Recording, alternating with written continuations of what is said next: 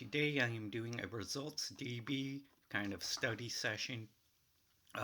One thing I absolutely hate is when people say things and don't show information to back up what they're saying is right.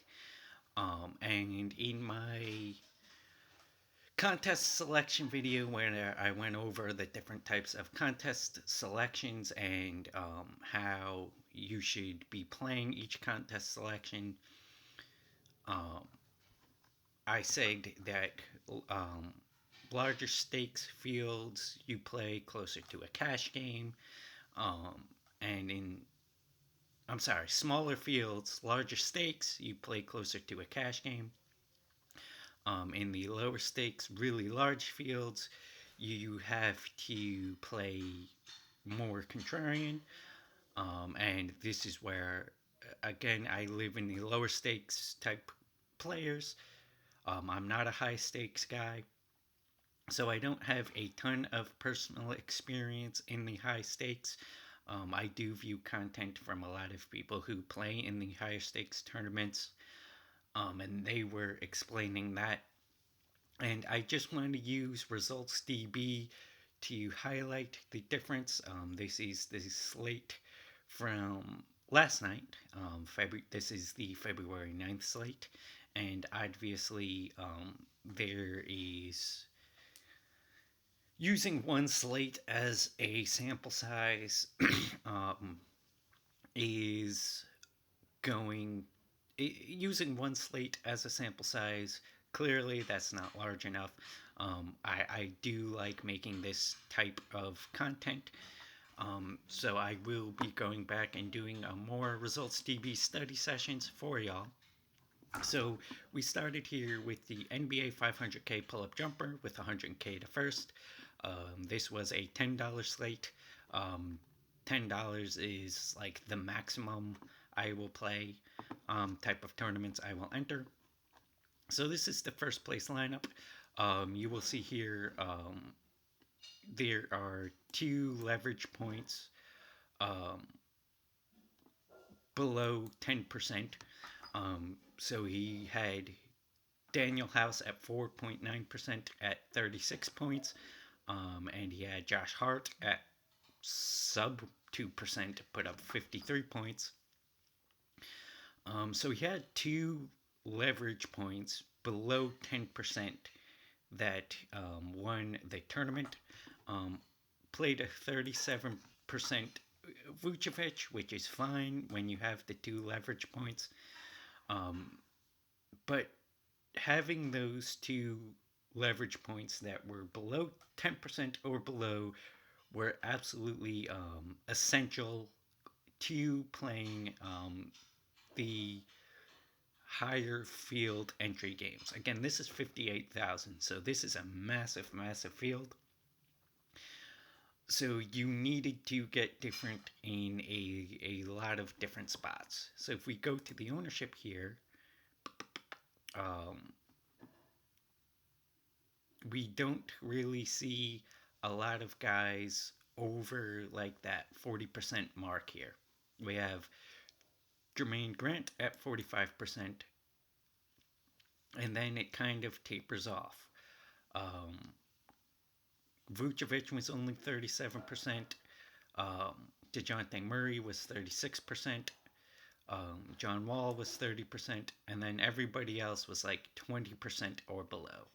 So the chalk was condensed to a lot fewer players here.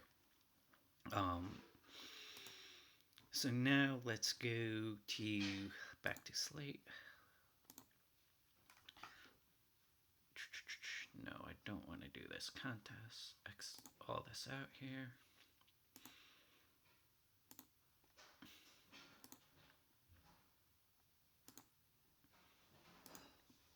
Contest. Let's go.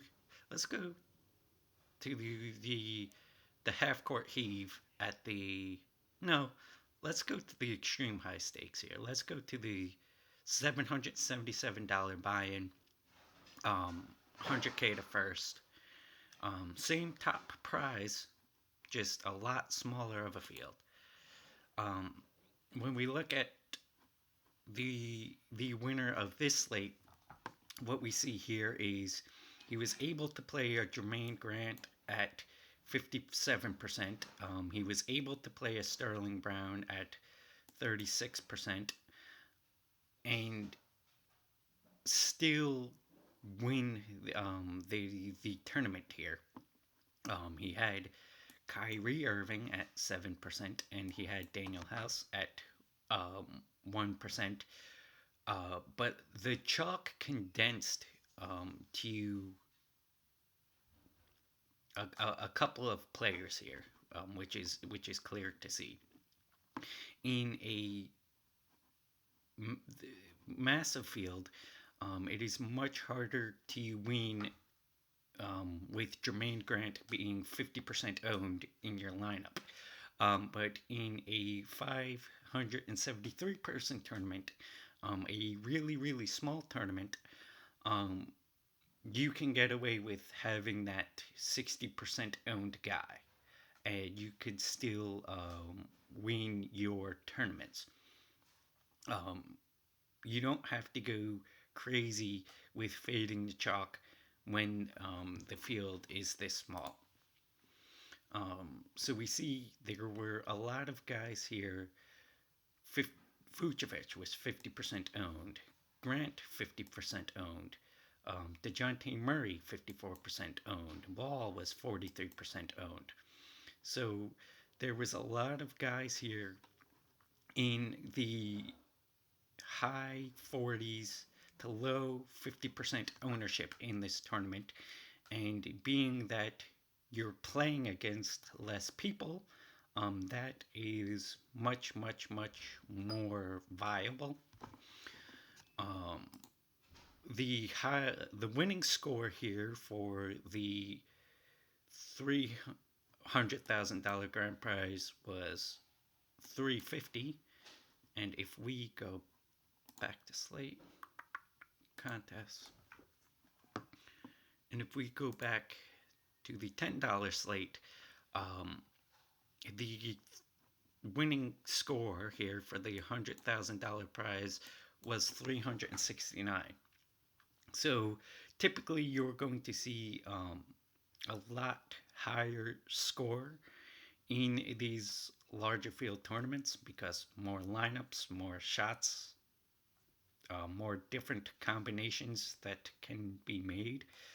So that is the main difference between the lower and higher owned stakes. Um, in the lower owned stakes, you can. I'm sorry, in the higher stakes, smaller field, you can get away with playing a 60% owned chalkier player, where in the lower stakes, larger fields, you can. There is no way that you can get away with playing a 60% owned guy. And you could also tell that the way the ownership fell in both tournaments, the chalk was fairly different. So I just wanted to show you some data from the slate last night, just to highlight what I was saying, to show you the difference between large field, smaller stakes, and higher stakes, smaller field tournaments. Um, again, you're never going to see me in the lobby playing the higher stakes, so I thought this would be a good way to back up what I am saying. The data is here on ResultsDB. You could look through hundreds and hundreds of slates moving forward in NBA. What's up here? NBA, NHL, MLB, and golf. Um, so definitely just take a look through the data to see the winning lineups in tournaments. ResultsDB is a great tool. It's absolutely free, and you can learn a lot about the game. So, unfortunately, this is for DraftKings only. FanDuel does not. This does not support FanDuel. So, if you're a FanDuel player, you can't use this great tool. But for all my DraftKings players out here, results DB. Um, so that is the video. Thank you for watching. If you like the video, give it a thumbs up. If you don't like the video, give it a thumbs down and tell me how I can do better. And I'll see you on the next one.